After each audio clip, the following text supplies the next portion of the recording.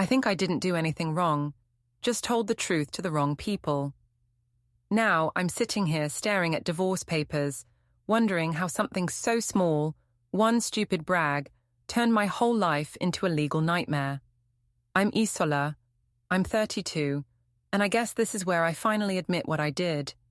I cheated on my husband, Daniel, with his best friend, and then, like a complete fool, I bragged about it. I didn't think it was that serious at the time. I thought I was just venting, showing off a little, proving I still had some kind of power.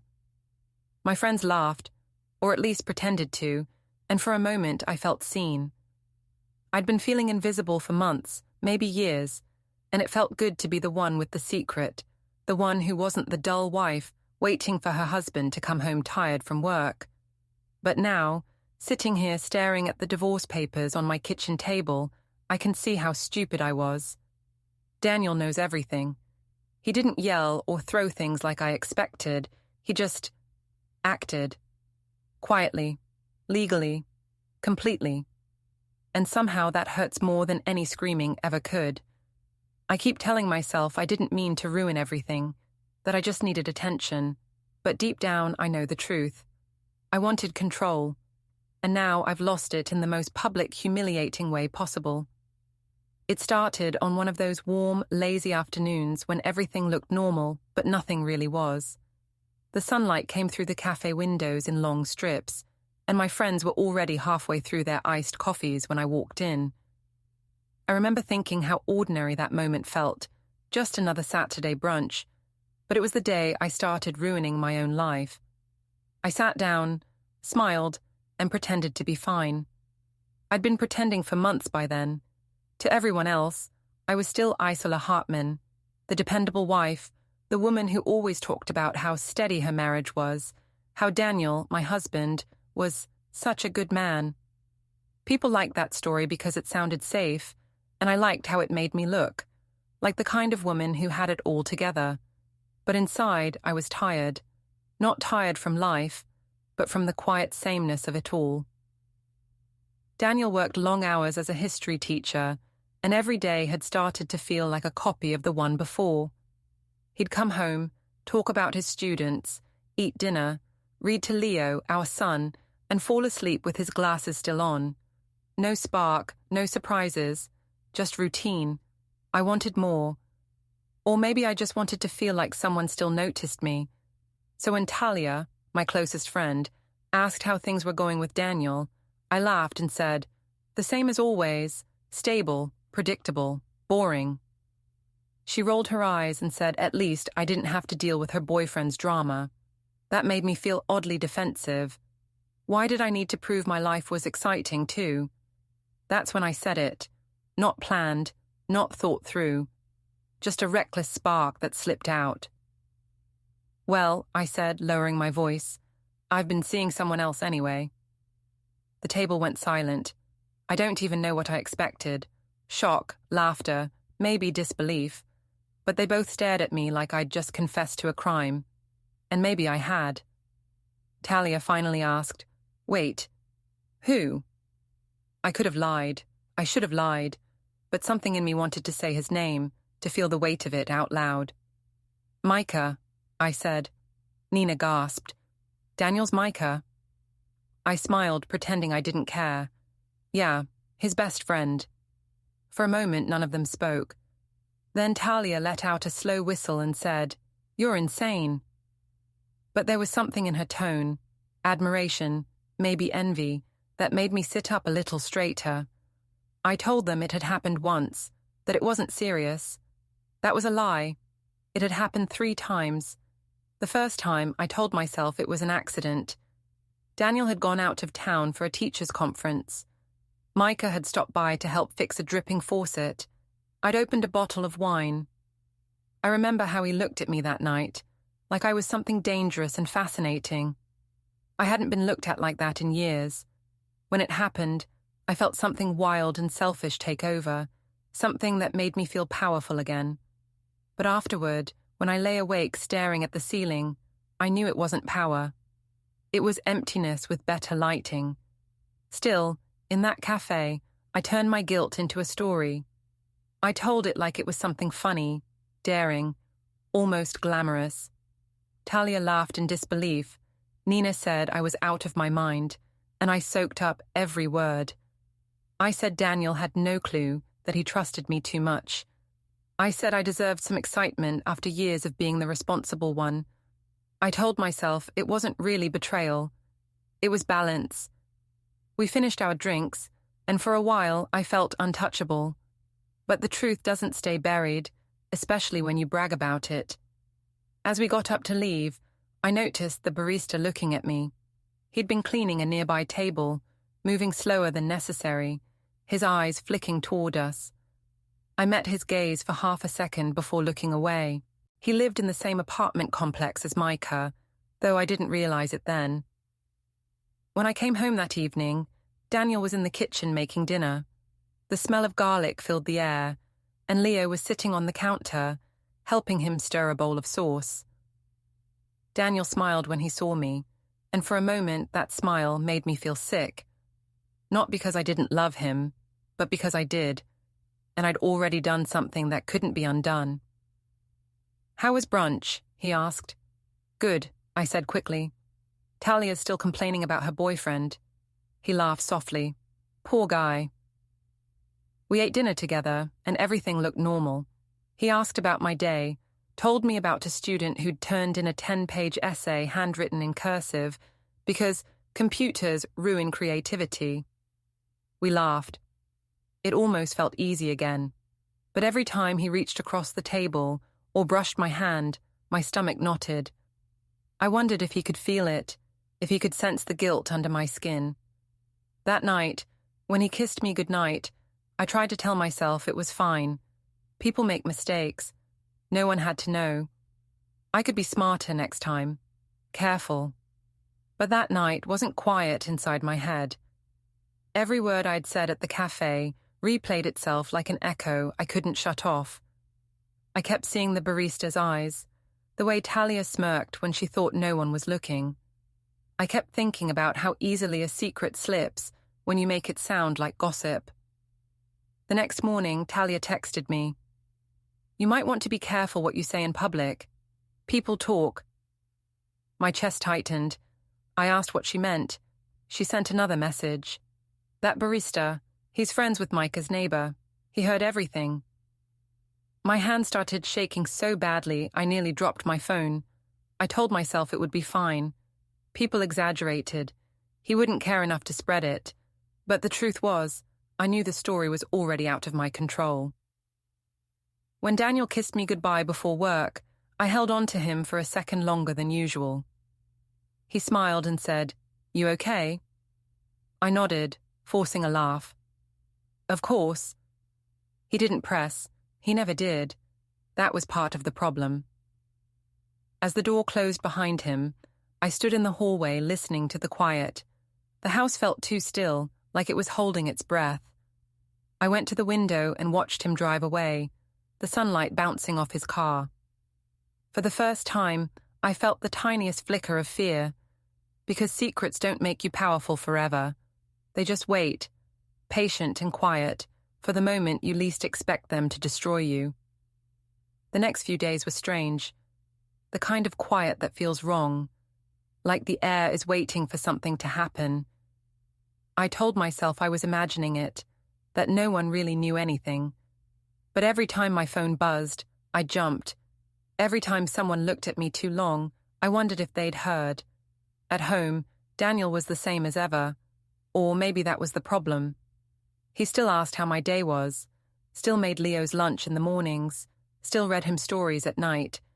But his calm started to feel heavy, like it was pressing against me. I couldn't tell if I was seeing guilt reflected in his face or suspicion. One night, after dinner, he looked up from the dishes and said, "You've been quiet lately. Everything okay?" My heart stopped for a second. I forced a laugh. "Just work stress. People have been on edge." He nodded, not convinced but not pushing either. That was Daniel, steady, patient, too trusting for his own good. And I'd built my lie on that trust. When he went to bed, I sat alone in the kitchen, scrolling through messages I shouldn't have kept. Old texts from Micah. Nothing explicit, but full of the kind of things you can't explain away. I deleted them one by one, my hands shaking. I told myself it was just to be safe, just in case. But the next morning, a new message appeared. Unknown number, no greeting, just 5 words. He doesn't deserve this, Isola. My breath caught. I stared at it until my vision blurred. Who would send that? Micah? No. He'd stopped responding weeks ago. Maybe Talia. Or worse, someone who'd heard. I deleted it immediately, but my fingers kept trembling long after. At work, it was worse. People who used to chat with me at lunch now gave polite smiles and turned back to their screens. One of the assistants, Marcy, asked me if I'd been to that cute cafe near the gym recently, her tone too casual. I laughed it off, but my face burned. The story was spreading. That evening, when I came home, Daniel was sitting on the couch with his laptop. He looked up and smiled, but his eyes didn't. Long day? He asked. Yeah, I said, dropping my bag a little too hard. People are driving me crazy. He closed his laptop slowly. I ran into Micah today. My stomach twisted. Oh, how's he doing? Fine, Daniel said. Quiet. He looked uncomfortable. I forced a shrug. Probably busy. Daniel watched me for a second longer, then nodded and stood. Dinner's almost ready, he said. His voice was so calm it scared me more than if he'd shouted. Later that night, after Leo went to bed, I walked into the living room and found Daniel scrolling through something on his phone. When he saw me, he turned it face down. My heart started to pound. What are you looking at? I asked lightly. Just work stuff, he said. I smiled, but my voice came out tight. You've been glued to that thing all week. Everything okay? He met my eyes for a moment, then said, Everything's fine. I wanted to believe him, but something in his tone told me I was already caught. That weekend, I tried to fix things by pretending everything was normal. I made pancakes for breakfast, suggested we go to the park with Leo, even laughed at Daniel's corny jokes. He played along, smiling politely, but I could feel him slipping away in the spaces between his words. At the park, while Leo ran ahead chasing birds, I saw Daniel check his phone again. His face changed for just a second, something unreadable, but when I asked what was wrong, he said, Nothing. That night, after Leo was asleep, he asked me to sit down. My heart started racing immediately. He didn't sound angry, just tired. Can I ask you something? He said. Sure. Did something happen between you and Micah? The words hit like a physical blow. My mouth went dry. What? No, why would you even ask that? He leaned back, watching me quietly. People talk. And lately, you've been different. I laughed too loudly. People love to make things up. You know that. I do, he said. But I also know you. Something about the way he said it made my chest tighten. Daniel, if you actually think I'd... He raised a hand, cutting me off.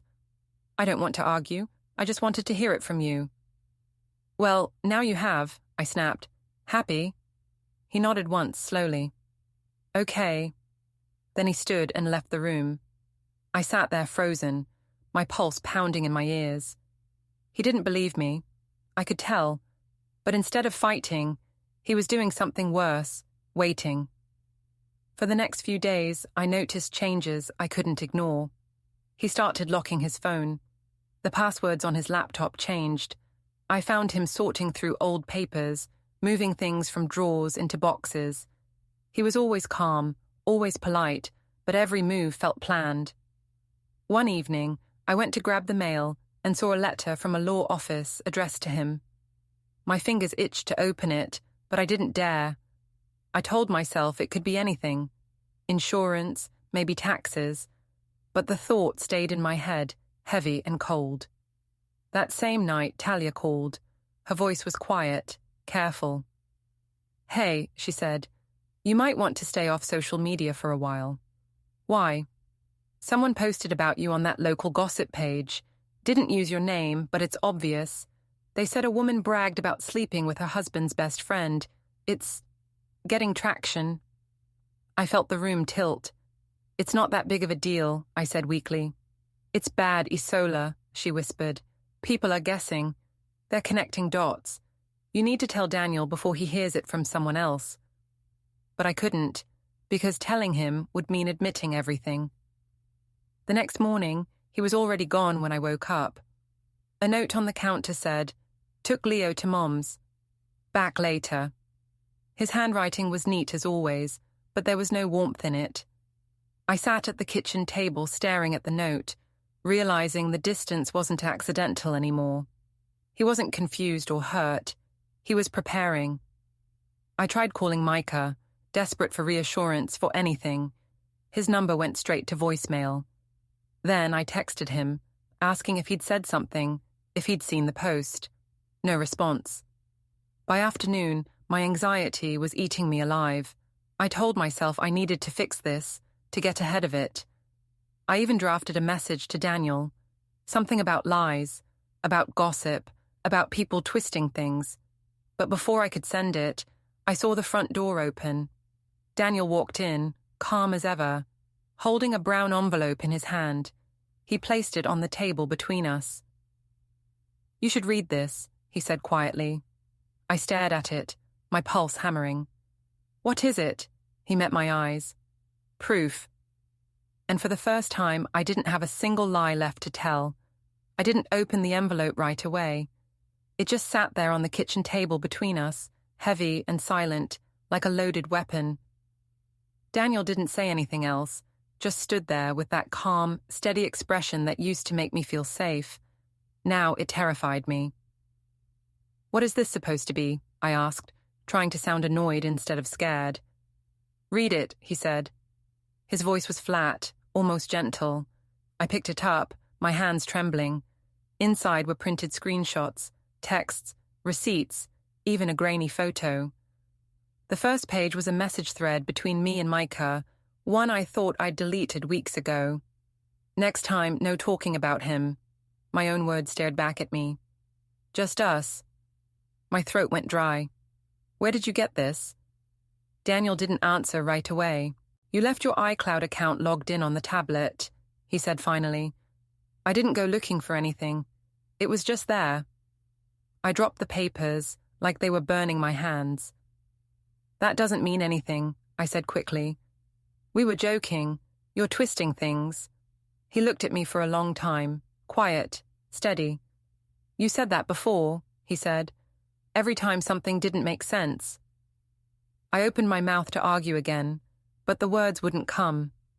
For the first time, he didn't look like the soft-spoken man who avoided conflict. He looked like someone who'd made peace with a decision. He walked past me and poured himself a glass of water, calm as if we were talking about something ordinary. "I've already spoken to a lawyer," he said. "I'm filing next week." My knees felt weak. "Daniel, you can't just decide that. We have a child." "I know," he said quietly. "That's why I'm doing it carefully."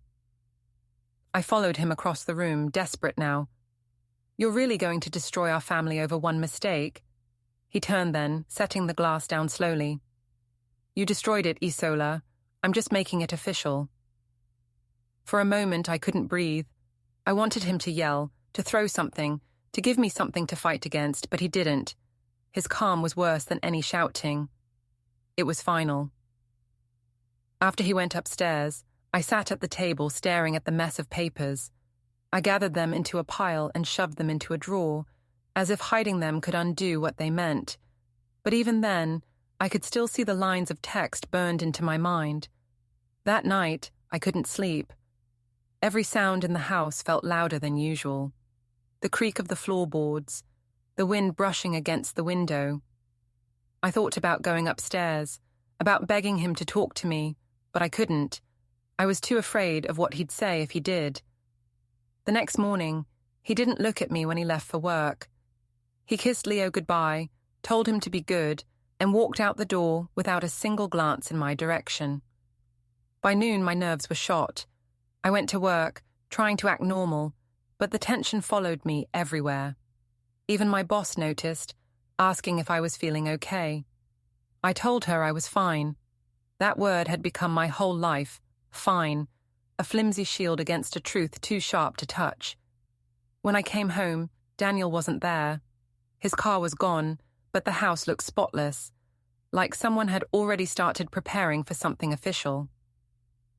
A single envelope was on the counter, my name written in his neat handwriting. I opened it with shaking hands. Inside was a note. Please make a list of anything you want to keep. I'll arrange storage for what's yours. I sank onto the floor and started crying. Not the dramatic kind of crying where you hope someone will stop you. This was quiet, dry, desperate. Because I could see what was happening. He wasn't bluffing. He was dismantling our life piece by piece, calmly, efficiently, like he was filing away a lesson he'd learned too late. That weekend, he took Leo to his mother's again. I tried to text him, to ask when they'd be back, but he didn't respond. When he finally did, hours later, it was a short message. We'll be home tomorrow evening. Please don't involve Leo in this. The way he said this made me feel sick. Sunday afternoon, I ran into Talia at the grocery store. She froze when she saw me, like she didn't know whether to say hello or walk the other way. Wow, I said, forcing a smile. Didn't expect to see you hiding from me. She sighed. Isola, I'm sorry. I didn't mean for it to spread like this. I thought it would stay between us. It didn't, I said coldly. I know. She glanced around, lowering her voice. People are saying Daniel's talking to a lawyer. That true? I didn't answer. I told you to keep it quiet, she whispered. You shouldn't have bragged. People like to talk, and now it's everywhere. Her words burned. So it's my fault. She looked at me with pity. Isn't it? I walked away before I could hear anything else. That night, Daniel and Leo came home. Leo ran up to hug me, his little arms wrapping around my waist like nothing was wrong. Daniel stood behind him, setting down their bags. Leo's going to bed early tonight, he said calmly. He's got school tomorrow. I nodded, my throat tight. After Leo was asleep, I tried to talk. We can still fix this, I said. We don't have to make it ugly. Daniel looked tired. It's already ugly, he said quietly. I'm just making sure Leo doesn't have to live in it. I stepped closer, desperate now. You can't just erase everything we've built. He shook his head. I'm not erasing it. I'm protecting what's left. The next morning, I watched him pack a few of his things into a small suitcase. He didn't say where he was going, just that he'd be staying somewhere temporary. Are you serious? I said. You're leaving me here like this? He zipped the bag calmly. I'm leaving the house. You left the marriage. That one sentence gutted me. He kissed Leo goodbye at the door, told him he'd see him soon, and then he was gone. No shouting, no slammed doors. Just silence. I sat on the couch after he left, staring at the empty space where his shoes used to be. The house didn't feel like home anymore. It felt like evidence. By evening, the quiet was unbearable. I called his phone once, then again. The second time, it went straight to voicemail. I left a message I barely remember recording. Something about Leo missing him, about us needing to talk, about mistakes and forgiveness. But even as I spoke, I knew it was over. He wasn't avoiding me out of anger. He was building something final, something legal and clean. And all I could do was wait for the next envelope. The envelope came 3 days later. It was thick, official, stamped with the same law office name I'd seen before. I found it wedged between a stack of mail on the kitchen counter, half hidden beneath a grocery flyer. For a long moment, I just stood there staring at it, unable to move. I already knew what it was. I took it to the living room and sat down slowly, like any sudden movement might make everything collapse faster. The sound of the paper tearing seemed too loud in the quiet house. Inside were the words I'd been pretending didn't exist. Petition for dissolution of marriage. He had actually done it. The pages were full of legal language I didn't understand, But the phrases that did make sense were enough to make me shake. Custody arrangement, division of assets, documentation of infidelity. He wasn't bluffing. He was coming for everything, calmly, systematically, like he was grading an essay I'd already failed. I felt sick. I called his phone immediately, but it went to voicemail. I tried again, same thing. I sent a text, "Can we please talk?" No response.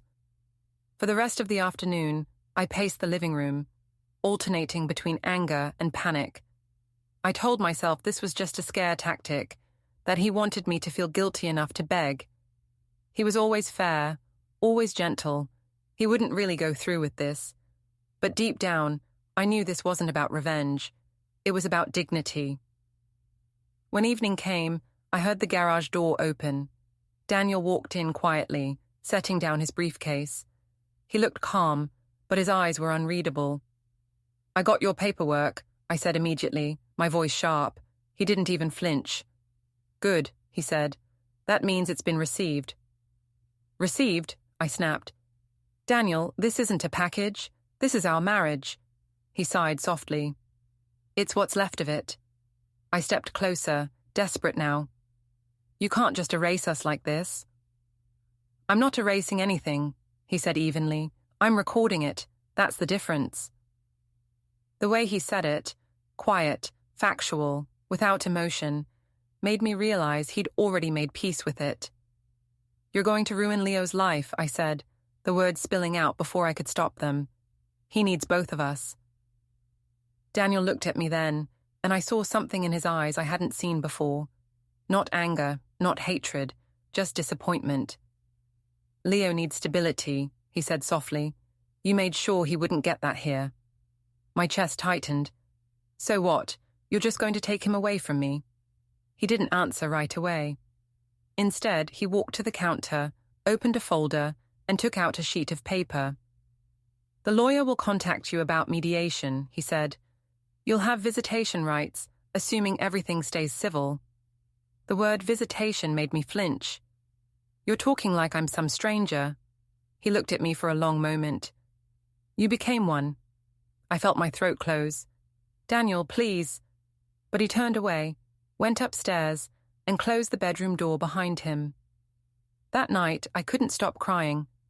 I lay awake listening to the muffled sound of Leo's small breaths from down the hall and tried to imagine what Daniel had told him. Probably nothing yet. Maybe he thought he was protecting him by pretending things were fine. I almost wished he'd shouted at me, broken something, anything to make it feel less final. But he didn't. The next day, my mother called. I hadn't told her anything yet, but of course Daniel had. He'd always been closer to her than I was. She didn't yell. She just said quietly, "I'm disappointed, Isola. You always think you're smarter than consequences." That sentence hurt more than anything else she could have said. When I hung up, I called Talia, because I didn't know who else to talk to. She didn't pick up. Then she texted, "You shouldn't call me right now. People know. It's messy." That was the moment I realized I was alone. I tried going to work the next morning, but I couldn't focus. The receptionist wouldn't make eye contact, and one of the dental assistants whispered something to another girl when I walked past. I lasted 3 hours before pretending to feel sick and leaving early. When I got home, Daniel's car wasn't there, but the kitchen table was covered in folders, documents, bank statements, receipts. He'd been organizing everything. I flipped one open and froze. It was a financial summary, every account, every payment, every transfer. He had notes written in neat handwriting beside each one. Next to one entry, where I'd sent Micah money for that weekend dishwasher repair, he'd written a small, precise line, "Non-essential expense, personal transfer." I slammed the folder shut, my hand shaking. I wanted to confront him, to demand why he was being so cruel, but another part of me knew the answer. He wasn't doing this to hurt me. He was doing it to make sure I couldn't hurt him again. That night, when he came home, I tried again anyway. "Daniel, we can work through this. I made a mistake, but I love you." He didn't even look at me as he said, "Love doesn't excuse betrayal." You're not even giving me a chance to fix it, I shouted. He turned then, eyes calm and steady. You didn't give me a chance to keep it from breaking. The silence after that was unbearable. A few hours later, while I sat on the couch staring at the floor, there was another knock at the door. For a moment I thought maybe it was Talia. Maybe someone had finally come to check on me. But when I opened it, another courier stood there, holding a sealed envelope. Delivery for Mrs. Hartman, he said. My stomach twisted. I took it, signed automatically, and shut the door. The envelope was from Daniel's lawyer again. Inside was a formal letter. Notice of financial reallocation pending court review. In simple terms, it meant Daniel had moved the savings to a separate account, his account. Everything we'd built together was now his alone until the divorce settled. I sank to the floor, the letter trembling in my hands. When Daniel came downstairs later, I was still sitting there. He looked at me for a long time, his expression unreadable. Why are you doing this? I whispered. You're taking everything. I'm taking what's mine, he said quietly, and protecting what's Leo's. You'll be fine. Fine, I laughed bitterly. You're leaving me with nothing. He shook his head. You left yourself with nothing. Then he turned and walked away. I stayed there for hours, surrounded by papers and silence. I didn't know what was worse, the betrayal of losing everything, or the realization that he'd managed to do it without ever raising his voice. That night, I dreamed of Micah. In the dream, he was standing behind me at the cafe again, his hand on my shoulder, whispering, You started it. When I woke, my pillow was wet with tears. The next morning, Daniel and Leo were gone before sunrise. A note on the counter said only, We'll be gone a few days. Don't contact us unless it's about Leo. The coffee pot was still warm. His mug sat on the counter beside mine. It was the last time our lives would ever share space so simply. For the first time, I realized he wasn't angry anymore. And that scared me most of all. Because once anger burns out, there's nothing left to save. Only ashes and signatures. I didn't think he'd actually go through with it. Even after the lawyers, the papers, the cold silence, I still believed Daniel would stop short of making it final. He wasn't that kind of man, I told myself. He'd calm down, remember the good years, and decide it wasn't worth tearing our family apart. I clung to that idea like a rope, even as it frayed a little more every day. A week passed before he came home again. I heard the car door first, then the sound of Leo's laughter. My heart jumped at the sound, familiar, bright, safe. When they walked in, Daniel was holding Leo's hand, carrying a grocery bag with his other. I smiled automatically, waiting for something, anything, an opening, a look, a chance to talk. But when our eyes met, there was nothing. He wasn't cruel or cold, he was just done. Leo ran to me, chattering about Grandma's house and the new dog she was fostering. Daniel stood by the counter, unpacking groceries in quiet rhythm. Milk, bread, apples. He didn't speak until Leo ran upstairs to play. Did you get the letter from the court? He asked. I nodded, my voice small. I did. Good, that means you understand what comes next. I don't understand how you can do this, I said, forcing a laugh I didn't feel. After everything we've been through, you're just walking away? He sighed, rubbing his forehead like he was tired of repeating himself. I'm not walking away, Isola. I'm protecting myself and our son. You made your choice. This is me making mine. I made a mistake, I said. One mistake. Don't I get a chance to make it right? He looked at me then, eyes calm but sharp. You didn't just make a mistake. You lied. You bragged. You made me a joke in front of our friends. You turned our marriage into gossip. His voice didn't rise, but every word hit like a slap. You're blowing this out of proportion, I said weakly. It didn't mean anything. Then it shouldn't have been worth losing everything over, he said simply. I stood there, shaking. I wanted to scream, to throw something to make him see me. But he was steady, composed, untouched. He placed an envelope on the counter and slid it toward me. The lawyer needs your response to this by Friday. What is it? I asked, even though I already knew. Financial disclosure, he said. You'll need to list all personal accounts, any shared debts, and your employment status. I stared at it, speechless. You really are turning this into paperwork? He met my eyes. It's the only language left that you can't twist. That hurt in a way I didn't expect. Because he was right. I had twisted everything.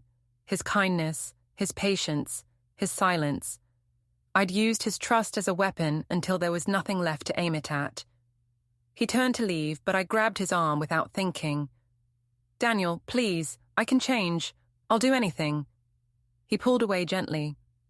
You already did everything, he said, and walked upstairs. The next few days blurred together. The lawyer called twice. I ignored the first call and mumbled through the second. My mother left another voicemail I couldn't bring myself to play. Even Talia sent a message that said, you need to sign whatever he's giving you before it gets worse. I didn't reply. I spent most of my time pacing the house, staring at the photos on the walls, vacations, birthdays, first days of school. I wondered if he'd take them down when he left for good. Maybe he'd leave them just to prove he wasn't angry. Thursday night, Daniel came home later than usual. Leo was already in bed. He sat at the kitchen table, scrolling through something on his phone, not saying a word. I watched him from the hallway for a long time before finally walking in. Can we talk? I asked quietly. He set his phone down. About what?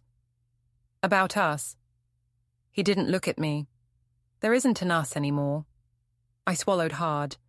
Daniel, you can't just erase 10 years like they didn't happen. I'm not erasing them, he said. I'm just not living in them. Do you even care what happens to me? I whispered. He looked up then, his eyes tired but clear. Of course I care. I just don't trust you with my life anymore. For a long time, we didn't speak. The clock ticked. Somewhere upstairs, Leo shifted in his sleep. I wanted to reach across the table, to beg him to remember who we used to be, but he stood before I could move. I'm meeting with the lawyer again tomorrow, he said.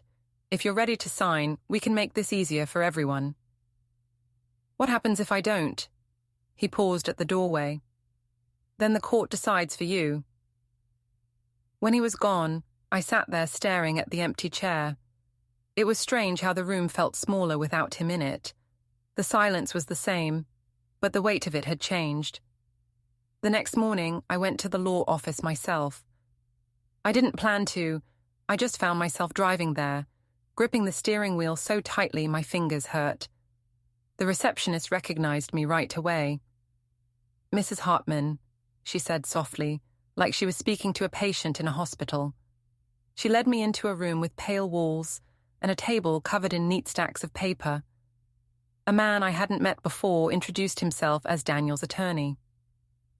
He mentioned you might come in today, he said kindly.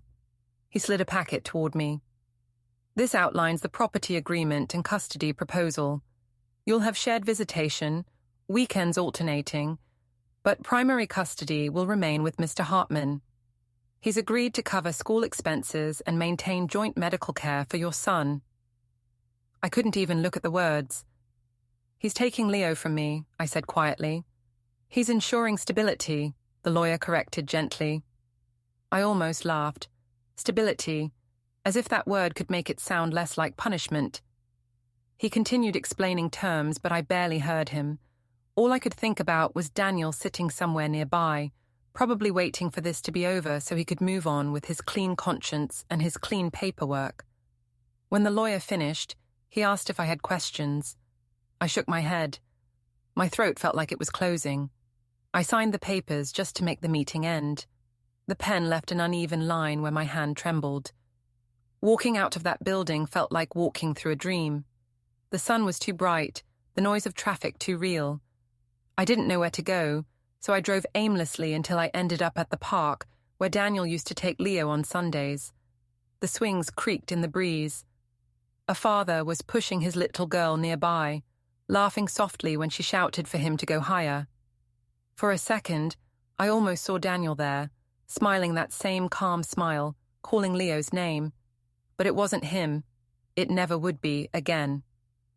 When I finally got home, the house felt emptier than ever. A single email waited on my phone, from Daniel. "Thank you for signing. I'll pick up my things this weekend. Please make sure Leo isn't here. This is the last step." That was it. No anger, no goodbye, just the end, written as politely as a work memo. And somehow that made it hurt most of all.